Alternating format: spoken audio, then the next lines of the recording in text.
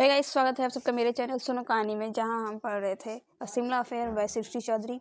और again I am saying कि इनकी दो और बुक है जो ऑलरेडी मेरे चैनल पे अपलोडेड है, Lallan sweets and once upon a curfew. So you can go watch, read whatever you want to do, but don't forget to like, share and subscribe my channel.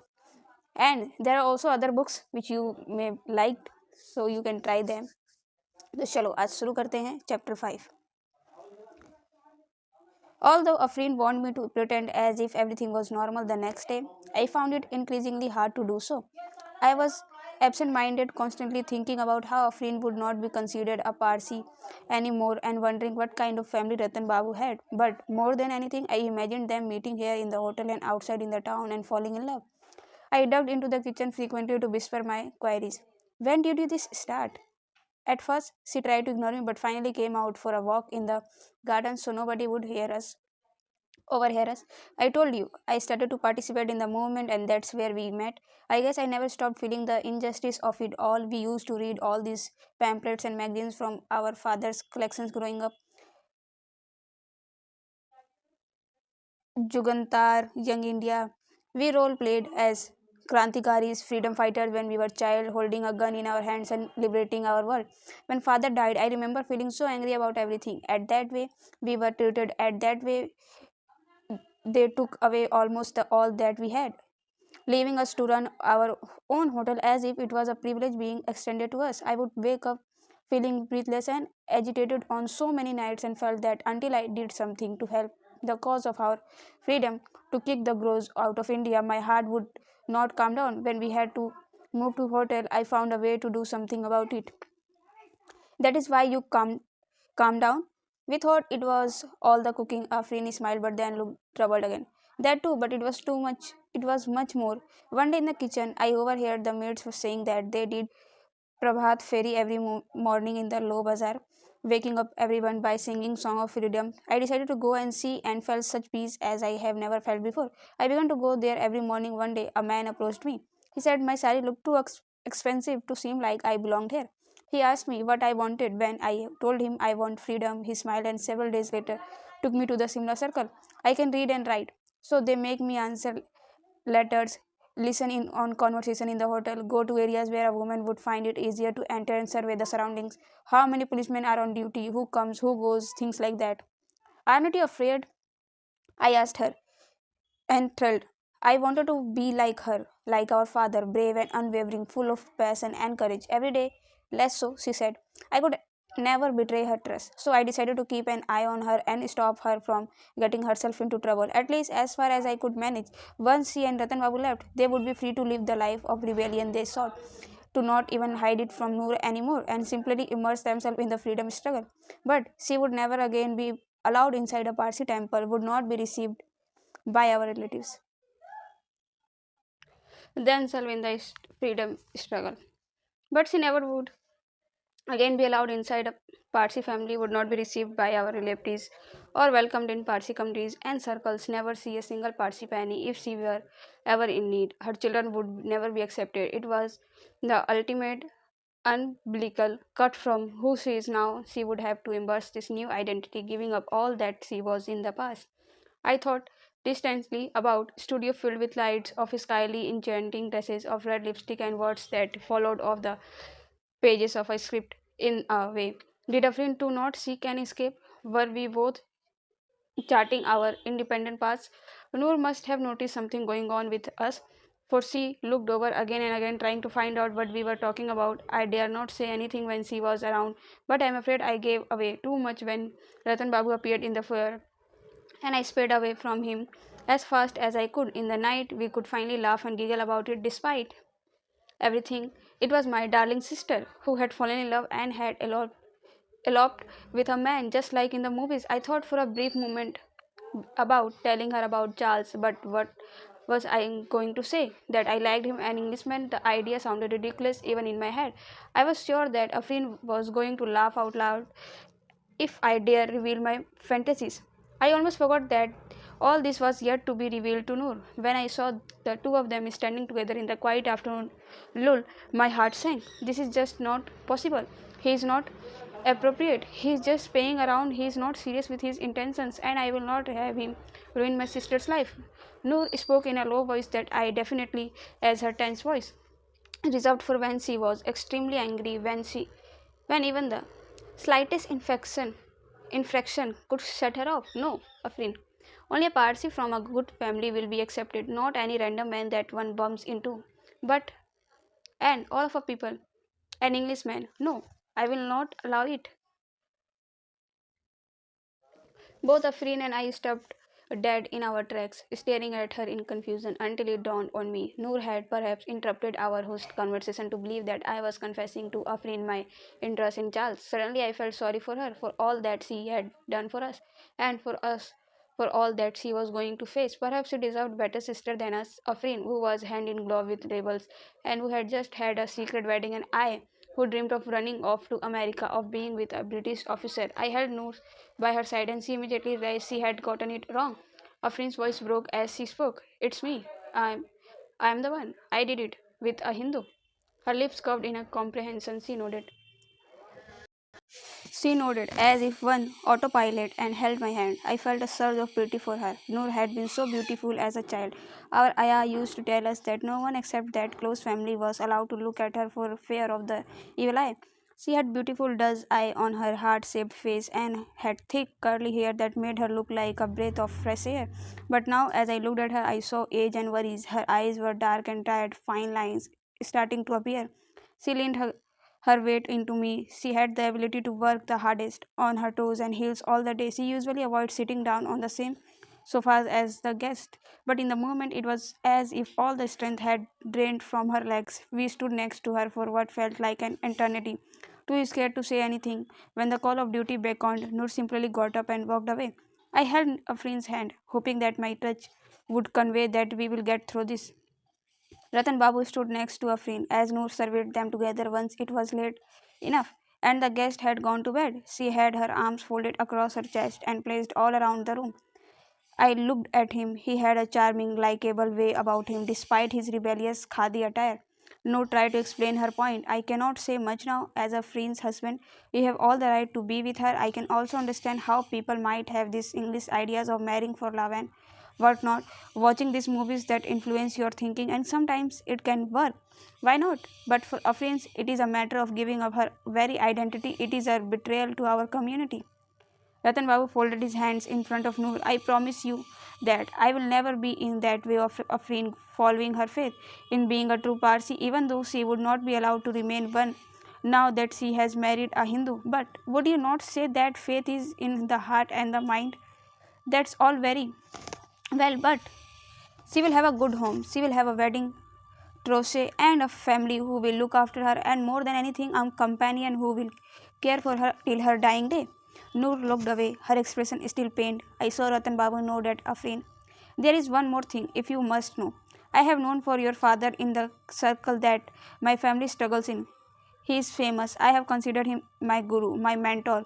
He was a fine man, and from what we understand, he refused to help the British until his dying breath. Can you find a better Parsi for your sister than the one who admires your father? I would never take her identity away from her or his legacy. If Noor had more questions, she did not ask, asserting that she had lost the right to dictate Afrin's life. All she did was join her hands. Would you be staying here further or returning to Bombay with your bride? I tried to not intervene. Noor, no, I accept that will of the gods. If Afrin was meant to marry this way, then so be it. Who am I to oppose what fate has decided? Ratan Babu paused before answering. If you don't mind, I want to continue staying here as I have business in Simla. I will pay my fare to the hotel and take Afrin to Bombay when the time permits. Noor nodded and gave me one last tired look. You may have to his room. Afrin and Nalini, you are not to see Charles Naylor and more, she added before walking away. Aghast, I watched Noor's figure leave the room. Why was I suddenly the victim of her anger? Silence filled the room, which Afrin finally dared to break. Noor is right. He works for the Viceroys. If he gets a whiff of what we are up to, he would not think twice about sending us to jail. I tried to keep the anger out of my voice. Double standards. I told you I won't tell anyone, and Charles is not like that. He and I began writing to each other since our morning in Davos. Devicos. I eagerly waited for a runner to deliver his letters. He told me about all his favorite movies, many of those watched in Calcutta, the walks he took in Simla, and his big dreams of one day traveling in a ship around the world. I told him about our days in the hotel, the struggle request our hotel guest. Could you arrange for us to pet some baby goats, please? And the books I read in the late hours of the evening. I wondered sometimes what I was doing. Surely it would be completely out of the question to have expectations about anything, for he was a British officer at the Viceroy's office, one of his secretaries, in fact. Yet my heart jumped at the chance of our next conversation, and I continued the correspondence, hiding our relationship from my sisters. Ratan Babu joined in. That's not how we meant it, Nalini, but I feel it is my duty to tell you that Naylor is a good English officer who has done all that he can to support his government and administrations more than anything. I hear that he is hoping to find companionship in Simla, a wife to suit his social position. The town is full of eligible young English women who would fit his needs. Someone who is used to life on this tropical land and is also looking for an officer as a husband. He is much more likely to choose a wife matching his circumstances. Don't pin your hopes on him. He works for the Viceroys and is as English as they get. I muttered that I was not hoping to be Charles' wife and walked further away from them, realizing that in the recess of my mind that is exactly what I had to dare to think. Jealousy consumed every fiber of my being as I imagined Charles dancing with the faceless women wearing a glamorous gown. I saw him gazing at her with adoration, smiling at something she said. Behind this jealousy was the realization that I would never be what Charles wanted, and my resolve to be free tightened itself like a noose around my neck. While on the one hand, a friend crusted against the English, one of her best creations was her take on the English caramel custard. She changed the well intentioned dessert, which is bland to the Parsi taste, into a thing of beauty. Crushed nuts, rose water, cinnamon, and nutmeg. She had tried several versions before perfecting a recipe that brought about a flurry of compliments amongst the English in town. What nobody knew was that a friend cooked in it a pressure cooker and not the oven. Whoever had heard of streaming a custard? No one else could really make it like her, and the English could not believe the potential their custard had. When it came to food, the English cuisine was no match for Indian creativity. It began to be called the Parsi custard and was never displayed on the menu, only known to those who asked for it. Reservations were often made to enjoy the tea and the Parsi custard, which a friend prepared personally. When the commander in chief eyed Lord Beyonce called us on to pay a visit along with some of his colleagues. The Parsi custard had to be served. My heart gave a lurch when I saw Charles walk in with the Viceroy's party. It was the first time I had seen him since Devocus and Ratan Babu words rang in my ears. I stared at Charles as he discreetly passed me a letter. I didn't dare open it with everyone present. In a formal setting, I accepted to be ignored by him. The intimacy of our previous meetings soaked under the carpet, but once settled around the table, he paused. He passed me friendly smiles, even addressing me directly once to ask if, in my taste, the English tea fit with Parsi custard. I had to hide my giggle and smile in response. Pots full of Darjeeling tea sent us wisps of steam that matched impeccably with the spongy lemon cakes, chocolates, eclairs, and toffee pudding. But the centerpiece was the Parsi custard, with its burnt brown hues and fresh, whipped filling, crust, pistachio, and almonds. The custard is truly special, Miss Mystery, Lord Beeson said, looking directly at a friend who has herself hadn't taken any. She always believed the cook should only start once the guest finished. She folded her hands in gratitude and bent her head. Vision did seem genuine, and in the second, his appreciation of something so simple as a sweet made him seem a bit more human. English food is rather popular among your people, the Parsi community I ever had. Not in its original form, Afrin answered. We did take some parts of the English cuisine, but our food has been influenced by the various communities that sought to dominate us over and over through the ages. Right from the time us Parsi had flee our native land, We reinvented ourselves according to where we lived, yet preserving our culture, heritage, the part of us that make us always adding a little twist that make us stand out. We are so few, yet we survived for centuries because we never give up. We adapt and survive. We took the sari but wear it our own way. In the same manner, I take on the custard but try to keep it distinct. In our language, there is a saying to know a people, one must know their food. My lord, a silence fell over the table, and I felt a surge of pride in how smart, proud, and fearless Afrin was. Even Noor, who still had not accepted Afrin's accents completely, could not help but break into a smile. We have been in India for more than 2 centuries, Miss Mistry. Lord Beeson replied with a laugh. I would presume we know the people quite well, more than your understanding would allow. He cleared his throat before continuing, looking at the other two officers and then Charles. You were not befried about the agenda before, Niler, but very well. So, Mrs. Noor Irani, as I understand, you are the eldest sister, along with your two younger sisters. You had been granted the right to reside in your father's former property, the Royal Hotel Simla. A pause followed, and I saw Noor look surprised, Afrin too stiffened in attention, leaning forward. We were not aware that had been a real agenda to meeting, having assumed that they wanted to discuss the summer jubilee ball, and were taken aback by the sudden change in tone. Yes, Lord Beeson, Noor replied cautiously. Is there a problem? He ignored the question. And you have been residing here for the last 5 years, conditional on the terms you agreed to following your father's death. Is that right? That's correct, my lord. That we would take care of the hotel and stay away from any political activity as long as we were allowed to live here. I would like to inform you that unfortunately the terms of your agreement must be changed. This property, registered originally under your father's name, must be acquired under government law, or rather reacquired, while at an earlier point the three of you had been allowed to stay here.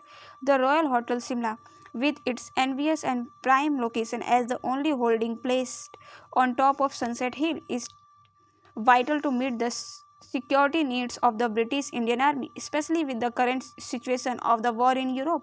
Your cooperation is mandatory. I could not believe what I was hearing. Noor stood up, her chair falling back with a chatter. This can't be right.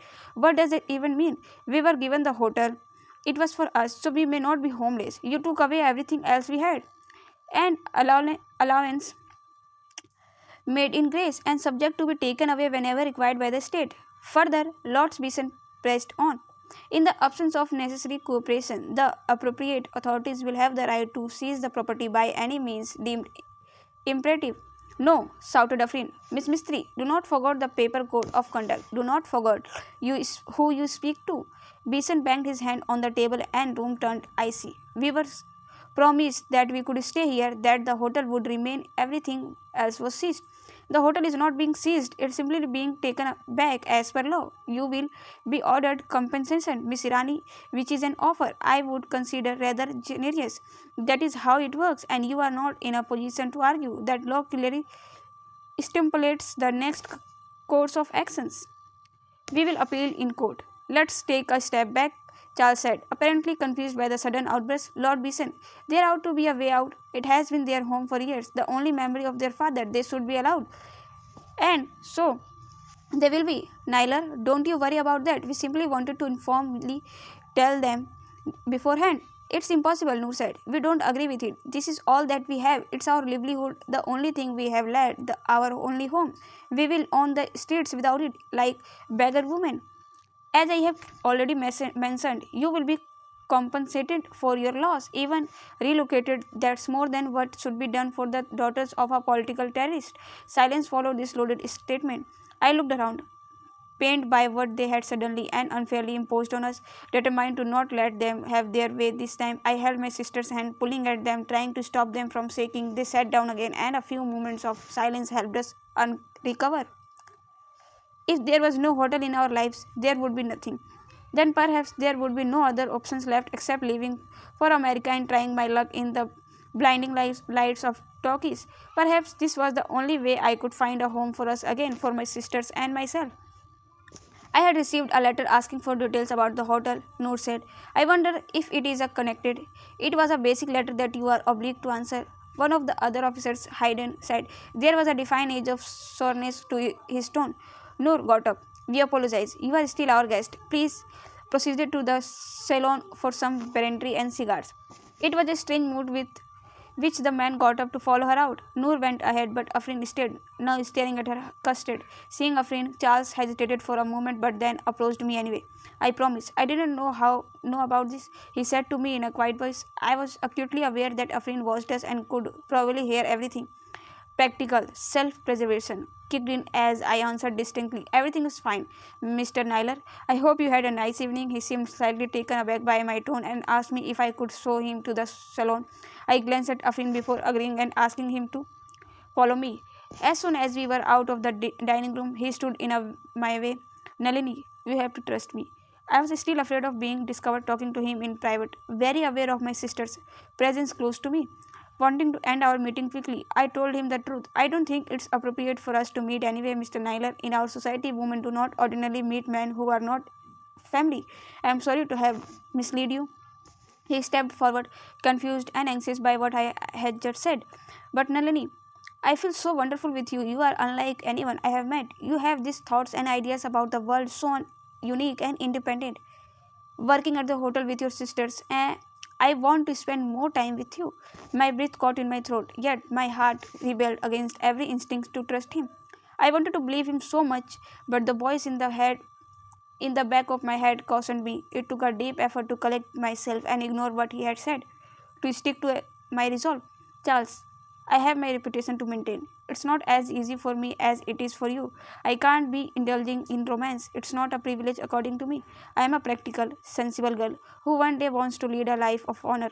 I am not a character in a movie. I know my ground, I know my roots, and I am not going out with you like this without honest intentions from either end does not justify who I am supposed to be. It does not matter, he went on, because I wanted to tell you that I like you very much, and if you would accept it, I would be more forward about my feelings. I don't mind talking directly to your eldest sister, since I know that's what it would take. It was scared but wanted him to say more. If only he could hear my inside pounding. I seemed to be at the brink of something I didn't know what, and I wondered whether to heed Ratan Babu's warning or throw caution to the wind. What does that mean? I asked him. Before he could answer, we were interrupted by Khushaliji, who almost crashed into us in his hurry to get to the dining room. Khushaliji, what's wrong?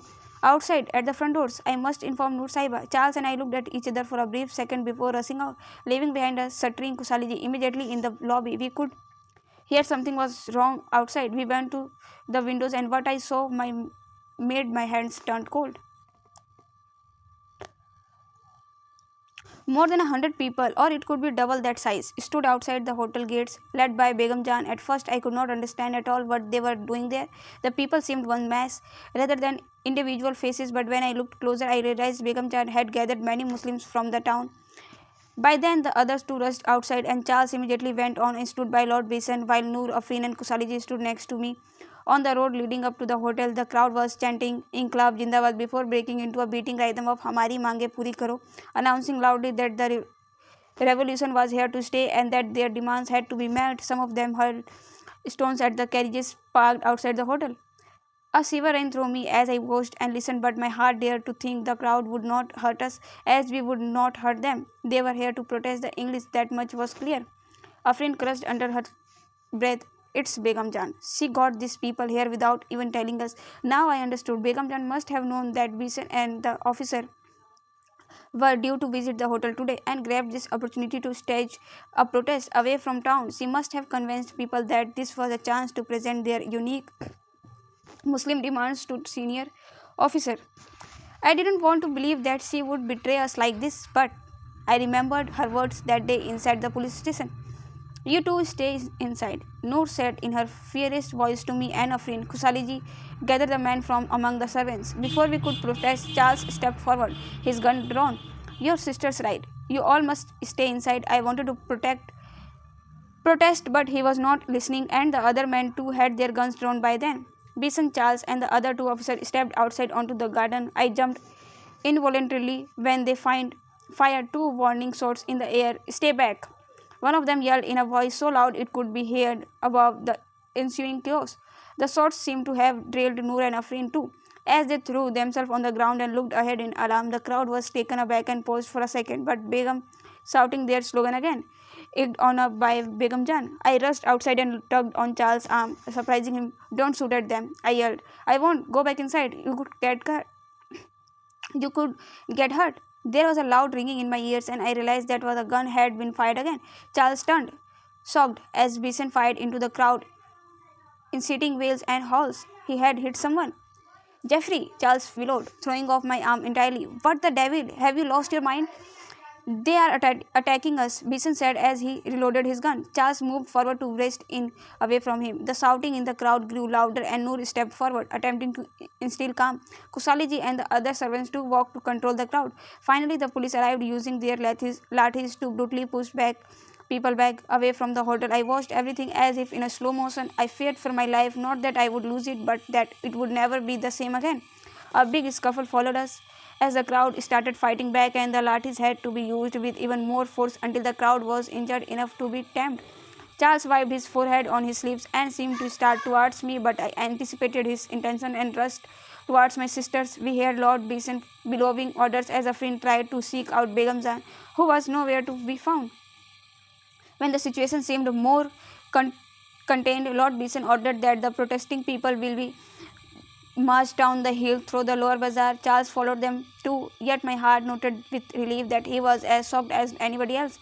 I was ushered back inside the hotel. I sat with my sisters, all of us still devastated by what happened. Within a minute, Beeson marched in, his thunderous footsteps announcing his arrival. He walked straight to us, eliminating any formal and courteous distance. Did you betray us? How did they know we were here? Why were they putting on that show outside your hotel?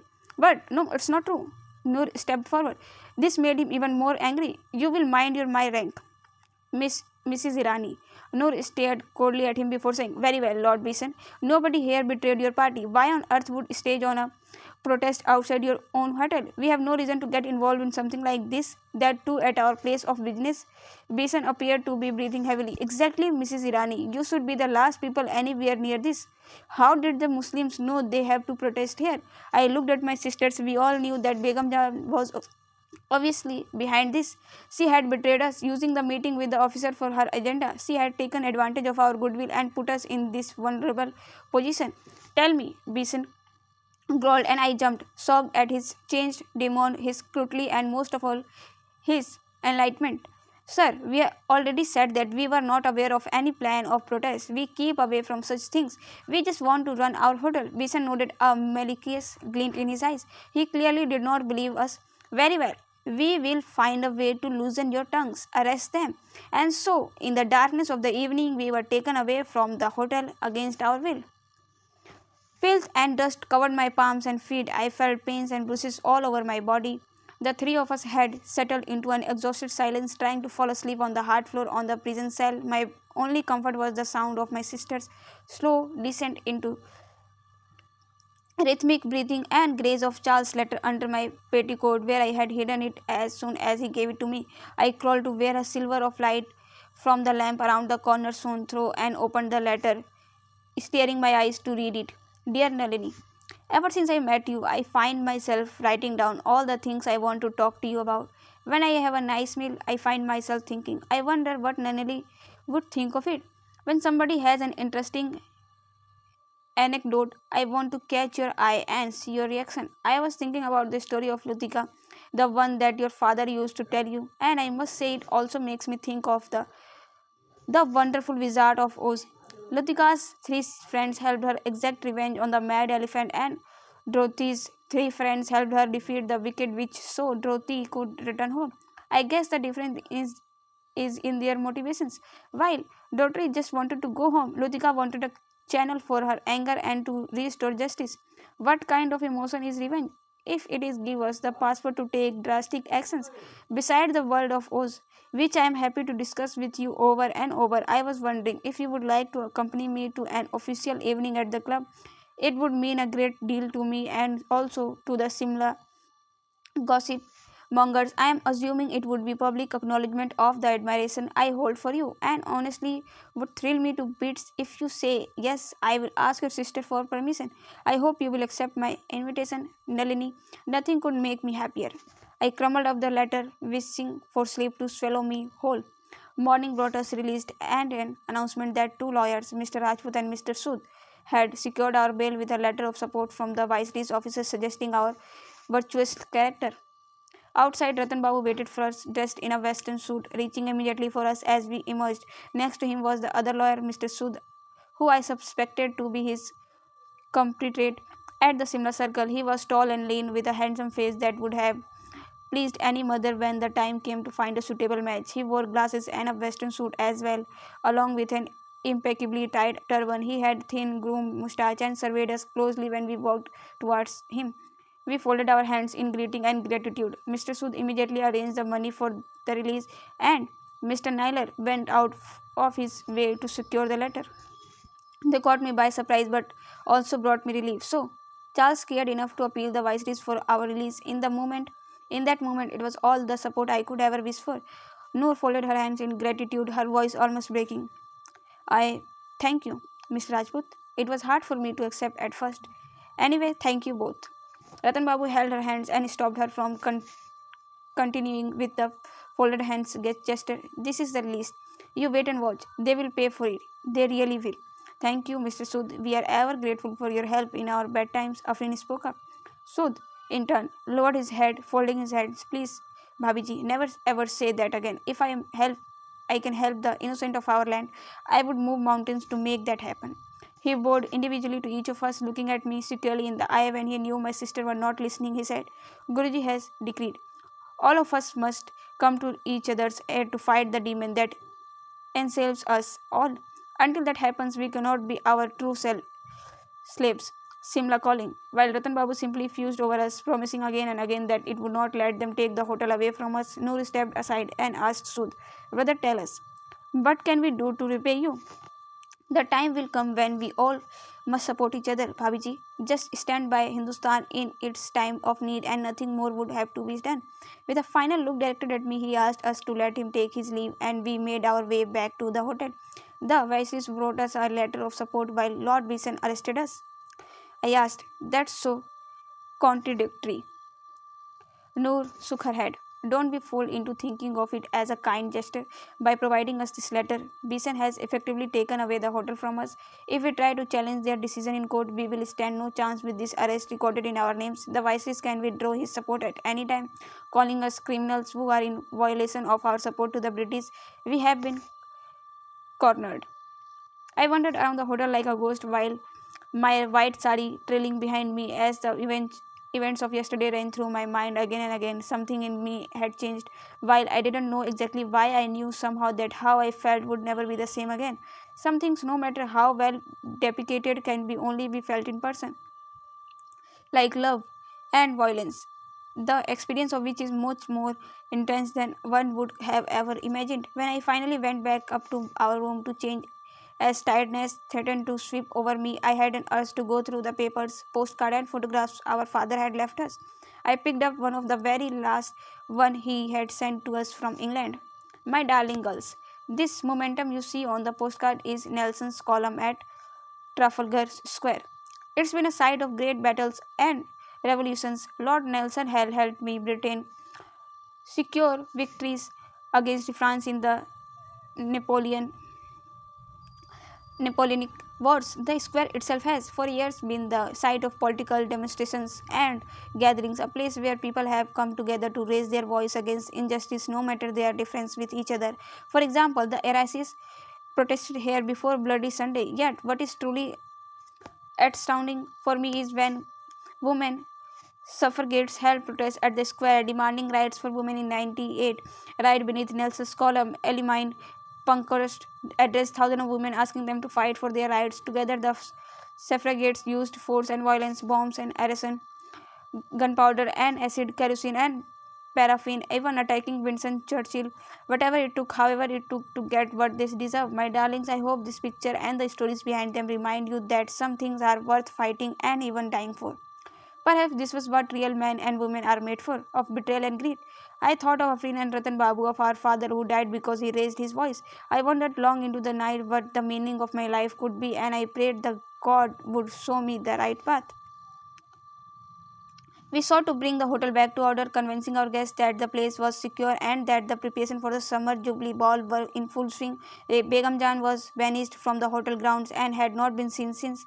I saw Noor become quieter, cuddling her usual chatter with guests, and Afrin spending all day in the kitchen, only emerging to sleep and bath. The stress of our impending future had us all in chokehold, and there was nothing I could do about it. I don't even have the heart to write back to Charles. He had sent more letters, but I was unable to shake off the feeling that I had already gone too far by entertaining his advances. I waited for the moment when he would see that I could never be the partner we sought, never be the English hostess that a man of his position might desire. If he was saddled with me, he would never be given the respect he was due. And now that we stood a chance to lose the hotel, and what even was I? A common woman with a negligible dowry and fraud history. I more what I ever had. Walling in my guest as I was, I heard from Noor that a Parsi family was going to be arriving and I must join her in receiving them. I welcomed her orders with relief in a mechanical routine. This daily task gave me much needed short term distractions. Stoically, I waited outside our lobby doors, standing next to Noor with my hands folded in front of me. When the family finally arrived, a young man with a thin mustache, dressed impeccably in a tailed English suit, bowed with a grin so pleasant I wondered if we already knew each other. The father surveyed me and then smiled while speaking to Noor. The mother held my face in her hands, embracing me. I hugged her back, extremely confused. These Parsis, just because there are so few of us, they always felt the need to act like we were one big family. Perhaps then one could imagine my confusion when I was left alone with this young man for tea. He began reciting his interests and engagements, work and business, how a recent contract had been bestowed on them by the government. He suggested that I would like being back in Bombay. I stared at him in bewilderment. By the time I realized what was going on, my face had already given away. He smiled flattered. Did your sister not inform you? We are meeting to see whether we are suitable matched. I spent the rest of the evening in the forced calm. Inside, I rigged at the unfairness of it all. Why must I marry this Parsi man? What kind of light would I be committing myself to if I promised myself to the one while my heart belonged to another? I tried not to look at Noor with too much hostility as she charmed the family on my behalf. Ever since our father died, it has been my greatest wish and responsibility to see both my sister married and settled, Noor said fondly, patting my head. Well, at least that part was true. Afrin, ordered to Nalini, of course, has married into the Rajputs. I am sure you know them, a very prominent family, also from Bombay. My father used to say, if only he could get his daughters happily married, he would be blessed with heaven. And finally, when Nalini is married, I can be sure that our father is in heaven. The family nodded sympathetically, but refrained from commenting further.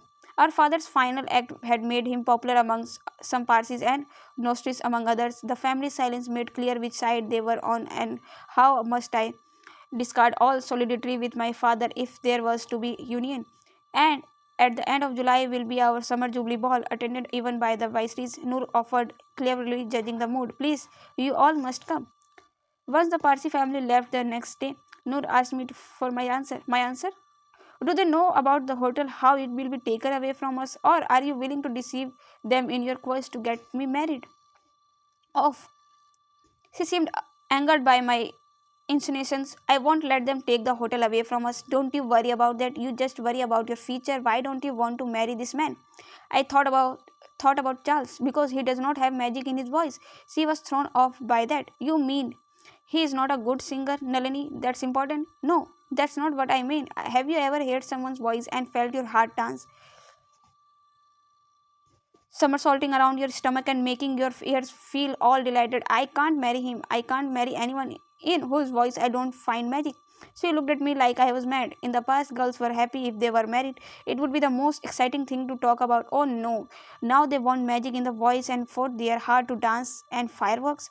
When our father told me that I must marry the son of the Lahore Iranis, I obeyed him without question. My dear sisters, this is marriage, not your silly talkies. Step out of your fantasies. This is your real life. I will never get married, I promised. If I can't have what I won't take what I have given. Noor looked at me tiredly before walking away but stayed resolute. I was not going to marry the next Froze of Siam. Siam that Noor brought to me. A friend too had been able to choose the life and the man that she loved, and it would be a sorry disappointment if I could not follow her lead. My life would be more than a convenient barter.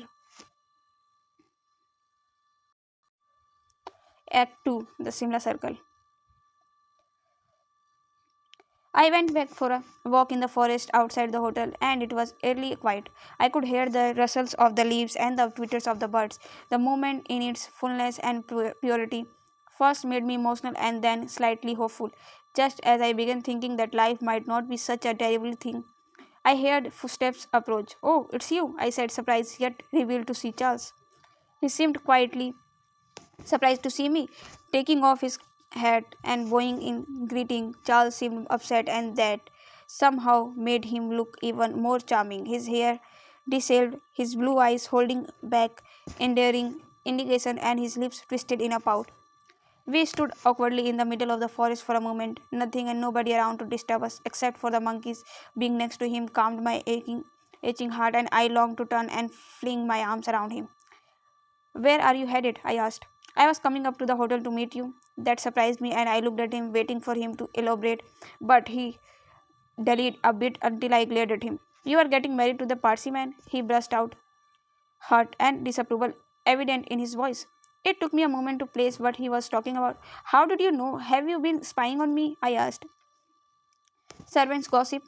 My clerk mentioned that you were visited by a suitor. He said, I feel terrible. I wrote you letters, poured out my heart, and you didn't answer me." I put up my hand. "I don't know what you had heard, but I didn't even know that a suitor was coming to meet me, and nor did I accept him. Not that you have any right to demand this for me, Mr. Naylor." His face changed completely, and he froze before he could start complaining again. "Oh, anything else?" I asked. I expected him to speak more. Instead, he pulled out a small flask and took a swig, and I realized he had alcohol in there. "What is that?" "Whiskey," he answered with a grin. "Can I have some?" He was staggered at first and then nervous about my request. He did not extend the flask toward me. "I am the daughter of an opium merchant, Mr. Naylor. You can hardly shock me with intoxicants." He laughed. "Only if you call me Charles." Charles' hand brushed against mine as he handed me the flask, and I felt nervous about our sudden intimacy. He had come all this way to complain about my marrying another, and now we stood in the forest drinking whiskey, just the two of us. I felt a strong, warm liquid course through my throat. It was intense, but not in the bad way. He could read the approval on my face. 3 years ago, I was engaged to be married to a woman, Charles admitted, taking me by a surprise. "Oh, what happened, Charles?" "She broke it off for someone for suitable. At that time, I was a junior officer, and she didn't think she would could have a comfortable life with me in India. The other man, the one who is her husband now, had a higher salary, and that changed her mind." "I'm sorry to hear that. That's so sad." "Not really. You see, even though it felt quite magic at the time, I didn't feel as sad in my heart as I would accept to feel. That feeling scared me because I thought to myself, if I loved this woman as I had told her I did, then why did it not break my heart more? I felt the absence of feeling rather than its presence. Now I finally am rid of its absence. I see what everyone was talking about. I feel its presence with you." Charles had said what I always wanted to hear, but he did not give me the time to answer. Suddenly changing his tone, he asked with a small grin, "You had told me of the gatherings in your bunkers with a guest. Do you also smoke some of your father's opium then?" For the benefit of impressing and shocking him, I told him the truth. "Well, yes." His mouth fell open. It made me happy, having him think of me as a woman of mystery. "Can I join you there? Maybe your sisters will soften towards me." "If you want, you can come with me now. It's evening, and some of them might be there." We walked back together, our soldiers brushing. Something about this easy gait, his trusting eyes, and sparkling laughter gave me the confidence to ask a question that had haunted me for some time. "There is something that I wanted to ask for you, and if you refuse, it would be completely alright with me." "What is it?" I took a deep breath. "There is a piece of news I have been curious about, the resolution of to which I was never satisfied with. 5 years ago, a ship, the SS Napier, left Bombay for Karachi. It sounds very random, but I was wondering if there was any way that you could find out the full story behind it. The paper said that the ship sank due to manufacturing error, but what was the error?" He seemed very puzzled by my sudden interest in ships. I could see there were 100 questions in his eyes. Are you asking out of curiosity? In a way, yes. He pondered over it for some time and then said he would see what he can do. Thank you, I said, smiling. And for the letter from the Viceroys. I can't believe you did that for us. He nodded, but I could see that he was still thinking about my inquiry. If he had guessed that the question was connected to my father, he did not betray his understanding. Instead, he said, now, may I ask you something? Why do you have the wish to act in the movies? His words hit me like a cannonball. Every day had only ever told me that I could not be an actress. Nobody had ever asked me why I wanted to be the one.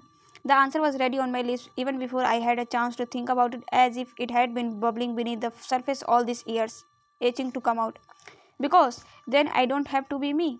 I don't have to be the girl with no parents. I don't have to be an Indian serving tea at a hotel, the guest just looking through me like I'm a nobody.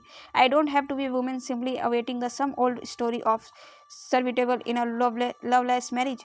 He thought about my response all the way to the hotel. I thought Noor would admonish me for bringing Charles there, but instead she smiled politely at him and when we stepped inside told me I got a notice that says we must leave the hotel by the end of summer. My heart turned to stone and I followed her as she led Charles and I through the cellar and into the bunkers light up by the lamps and candles. Khusaliji prepared the space for us. There were several pipes, hookahs and the other guests awaiting us inside.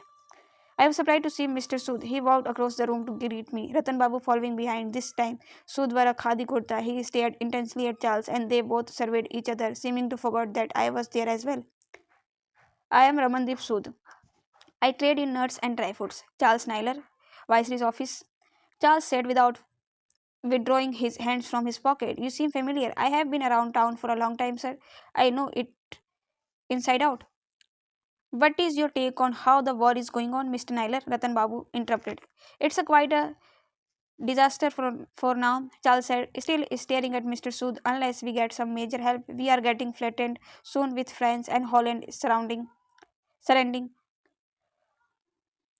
No one accepted this, and the general feeling is, and idly it's true that Chamberlain has led us right into the pit. Unbeknownst, Charles Ratan Babu and he were truly on opposite sides. To avoid raising Charles' suspicion, I introduced him to the other hotel guests in the attendance. Rajmata and Inder Singh Narayan, distinctly related to the royal family to Jaipur, and Royal Hopkins, the presiding officer of a district in Punjab. Mr. Hopkins was a regular at hotel, coming here every summer for the rest and relaxation. We start with opium. I ushered Charles towards Afreen, who was hitting a bowl of on a small lamp. She offered him a pipe and a chair. Charles coughed after inhaling the first time, and Afreen grinned at Noor. It takes time, I assured him, and he smiled as I took the pipe from him. The opium coursed through my veins. My entire body was thrown into a whirlpool of magic as I gave away more and more parts of myself to the headlines, forgetting about the impending threat to our hotel. In a few minutes, serenity gave way to sharpness as if someone had turned up the volume again and everything slid back into focus. After everyone else had their first round, Noor announced that Rajmata Narayan would tell the evening's story. Noor beckoned her to the storyteller's chair, clapping for attention. Mrs. Narayan was dressed delicately with a number of jewels on her person and a veil stopping just above her eyes. She sat with her chin held high, and even in the dark, the diamond and gold she wore glittered. Today, I will tell you the story of how the tides came to be. She began as the last of the shuffling stopped. Beside her voice, all one could hear were the exhales of smoke. Once upon a time, the ocean loved the moon, and they spent many dark nights together. But far apart in the blanket of the starry night sky, the ocean loved that even in the dimness of the night, the moon could light up so much of the world. She loved that it was under his benevolent benevolent glow that lovers met in secret and romance flourished. The moon in turn loved the ocean's gentleness and fairness, how she nestled the smallest sea creatures yet conjured up the largest storms. They were so in awe for each other that they didn't know how to solve their biggest problem, that they were so far apart. For once the ocean wanted to engulf the moon in her hug, so shower him with kisses, but he was high up in the sky and she deep below in earth's recesses. The ocean had an idea. She started to collect water so that one day she could be high enough to reach him. For years and years, she let herself fill up, rising slowly from the rocky ground deep inside to surface of the earth. But when the earth saw the ocean, he lost his heart to her. She told him that her true love was the moon and that she was collecting water to reach him. Upon hearing this, the earth lost his mind and, in a fit of rage and malice, weighed the ocean down with islands all over her body, splitting her up in rivers and streams so that she may never be tall enough to reach the moon. Yet the ocean did not give up.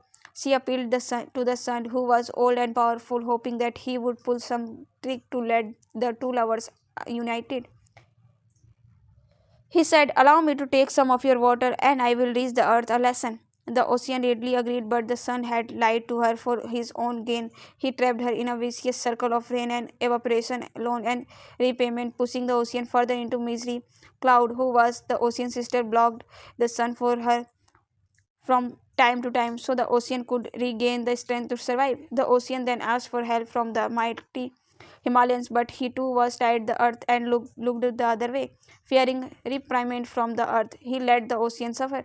Finally, the ocean went to fire for help, who listened to her story with a sympathy as she stood too had been trapped by the earth at its core. Fire brushed a part of the earth to stimulus and so came out about the creation of sand. Sand leapt towards the ocean, vowing that he would always stand between the ocean and the earth, no matter what. And so, everywhere in the world to reach the moon, the one must cross the sand that lies along it like a protective shield. Even thousands of years, the ocean still tries to pull herself towards the moon every night, and so was the creation of moon's tides. The ocean goes back and forth on the one hand, tied down by the earth, on the other, seized by her desire to meet moon, swinging in perpetual motion. When Mrs. Narayan finished, it was as if I woke up from a revive. I had felt everything: the watery depths of ocean, the glowing light of the moon, the powerful rays of the sun, the coolness of earth, and the wrath of fire on my skin. And the ocean could never meet the moon. I asked, feeling sad at the possibility. Mrs. Narayan shook her head sadly. So why didn't the moon came to meet her? Afrin asked. Mrs. Narayan shrugged and said, "Man, a few people laughed." So, she continued, "Who is the villain of the story?" "The moon," replied Afrin stubbornly. "But of course, it is the earth," Mr. Su said. "He is the one who would not let the ocean go in the first place, selfish to the very core." "The sun did not do that well either," Ratan Babu pointed out. "He is a powerful, he had an extra duty to protect the ocean. Instead, he exploited her." "Don't forget the Himalayans," Charles added, "who simply looked the other way. This is equally bad." "I agree," Noor said, raising a pipe. "I think the question we should be asking is, who is the hero?" Mr. Narayan said. "So, fire?" Royal Hopkins asked. "No, the ocean, silly. The ocean is the hero, or rather the heroine. It's a story of determination, strength, and greed," Mrs. Narayan said. "It was rather depressing to be a story of determination," I said, surprised at her view. "With the ocean stuck forever in the middle, always trying to get reach to the moon but never succeeding. We all the condemned to spend our lives accepting the fate meted out to us." The thought made me angry. Chatter broke out, yet my spirit remained low. As I attempted to make conversation, I found Charles staring hard at Mr. Sud and I asked him if something was wrong. That man is so familiar," he said, making no attempt to hide his curiosity. I was sure Sud had noticed by now, although he continued his conversation with Ratan, apparently quite engaged. He helped to get our release that day when you arranged the letter. Charles did not seem satisfied with the answer and finally accused him with a heartfelt smile as a goodbye to me and last searching look at Sud. Noor needed to process the contents of the notice she had received about the hotel, so she retired early, leaving Afrin and me with Ratan Babu and Sud. "Afrin Bhabi, your information was correct." Sud was speaking to us in the context of the Simla circle. "On Monday, 39 Hindu men are being taken from Simla on the train to Kalka. From there, they will be sent to Bombay and then shipped off to England, where they will be made to fight Britain wars.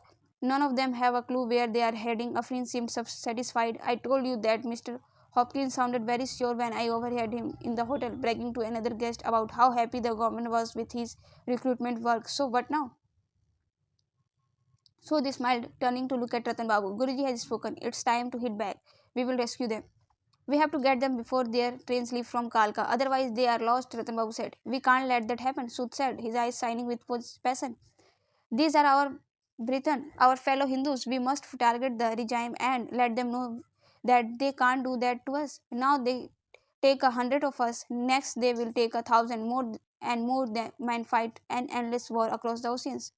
No man without being given the same rights as the English soldiers should be taken away to be used as shields against the Germans in Europe. We have to find a way to stop this. Where are these men now? How can we get to them? I think we can get to them in the train in Kalka, said Afrin. But how? Sood sounded spectacle. Ratan Babu placed a room and looked at Afrin. The railway line which connects Simla to the rest of India is the single most valuable English constructions in town, maybe all of India. It is how the English get here every summer, transferring their administrations from Delhi. It is also the only way in and out, unless we want to slog on the road. By distributing by the connection, the train can be stopped to attack the railways to stop the train and save the man. Would not just do what we intend, but would also be symbolic. So they smiled. I am sure Guruji would be happy to hear what you have said. We will have to find out exactly when the men are being transported. That can be managed, Ratan Babu said, and then we obstruct that route of the train. What do you say, Afrin? If you will, she answered, and I could hear in her voice that she was pleased. Sud approached me. Are you with us? His forwardness took me aback. It was one thing to hide Afrin's secret from Noor, but it was something entirely different to participate. I looked at Ratan Babu's face, full of excitement, and my sister's innocence reflecting in her eyes, eager to make her mark in the world, whether we liked it or not. They were now family. I thought of Charles and his earnest smile, his letter, and how I could never be suitable wife for him. I thought of poor Noor and where she would be once the hotel was taken away from us. The order to leave the hotel after summer hung sharply over our heads, but then I realized its loss would also mean freedom. It would mean we would be free to make our mark in the world, free to fight. It felt surreal of eager anger at our situation, that one thing that was left to us in the world. The hotel was now being taken away. The glaring lights of Hollywood taunted me teasingly. Ships took to the water in Bombay, leaving me behind. I nodded. Perhaps there really would be some honor in fighting for the country this time, finally following our father's footsteps. Simla calling, a voice inside me whispered again and again. Simla calling. It felt like a lifetime ago that we were obsessing over a custard. So guys, book बहुत सही लग रही है यार. मतलब finally she is going to fight for our land, for our India, for our freedom. तो आगे बहुत इंटेंस चीज़ होने वाली है. फाइटिंग मेरे को लग रहा है कि शायद इसमें दिखाया. और चार्ल्स का सूद पे ऐसा शक करना, मेरे को लग रहा है कि भाई चार्ल्स मिला हुआ है अपने ब्रिटिश ऑफिसर्स के साथ. He is not with Nalini at all. I know he is fell in love with her, but not as an person. He is with us to support Indians. But ये सूद है जो विलन हो सकता है आगे चल के अपने बातों में फंसा रहा हो. I don't know, but book बहुत सही है, बहुत सही है. It's like watching a movie. Really बता रही हूँ. It's really like watching a movie of this. I mean, I can't explain it to you. चलो ठीक है, एक्सप्लेन कर ही नहीं सकते तो वीडियो एंड करते हैं. And thanks for watching. Don't forget to like share and subscribe my channel. मिलते हैं नेक्स्ट वीडियो में. Thank you.